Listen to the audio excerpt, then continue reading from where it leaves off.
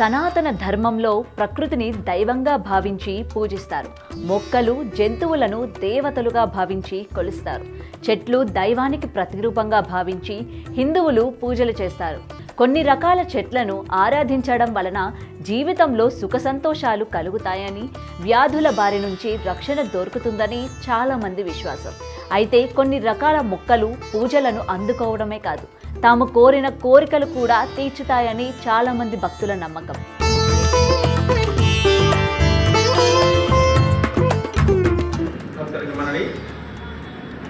మన మహాలక్ష్మి అమ్మవారి చెట్టుగా ఎలా పిలువబడిందంటే, గత 8 దశాబ్దాల క్రితము ఈ ప్రాంతమంతా కూడా గిరిజనులు ఉండేవారు. వీరందరూ కూడా వారు ఇక్కడ ఉన్నటువంటి చెట్టుకి ఒక దేవాలయంగా భావించి మహాలక్ష్మి అమ్మవారిగా వాళ్ళు కొలవటం ప్రారంభించారు. అలాగనే దాన్ని కొంత నిర్మాణం కూడా చేసుకొని దానికి బోనాలని చెప్పి ఇతరత్ర కార్యక్రమాలన్నీ కూడా ఈ గిరిజనులందరూ కూడా అమ్మవారి పట్ల ఎంతో శ్రద్ధగా భక్తిగా పూజలు నిర్వహిస్తూ చేస్తూ ఉన్నారు. కాలక్రమేణా వాళ్ళంతా రకరకాలుగా వెళ్ళడం జరిగిపోయింది. కానీ వారు స్థాపించినటువంటి ఈ యొక్క ప్రాంతమంతా కూడా మహాలక్ష్మి అమ్మవారి సెంటర్గా చెట్టుగా పిలువబడుతూ, ఇక్కడ తదుపరి వారి తర్వాత చేరిన వారందరూ కూడా అలాగనే అమ్మవారిని కొలుస్తూ దినదిన ప్రబద్ధమానంగా వాళ్ళ జీవితాల్లో వెలుగు చూసుకుంటూ అలాగనే గుడి కూడా నిర్మాణానికి వీరందరూ కూడా సహకరించారు. పూర్వం నుంచి వనదేవతలను పూజించడం, చెట్లను పూజించడం కూడా మనకి సాంప్రదాయంగా వస్తున్న విషయం. అలా విశేషంగా చూసుకుంటే గిరిజనులు ముందు ఉంటారు ఎక్కడున్నా కూడా. ఇప్పుడు ఇక్కడి నుంచి వెళ్ళిన వాళ్ళు కూడా ఎక్కడున్నారో వాళ్ళు మళ్ళీ అక్కడే అమ్మవారిని పూజించడం కూడా జరుగుతూ ఉంది. కాబట్టి ఎవరైనా సరే ప్రతి ఒక్కరూ కూడా ఈ యొక్క దేవాలయానికి విచ్చేసి అమ్మవారిని దర్శించుకొని ఆ యొక్క అమ్మ కృపకి పాత్రలు కావాల్సిందిగా.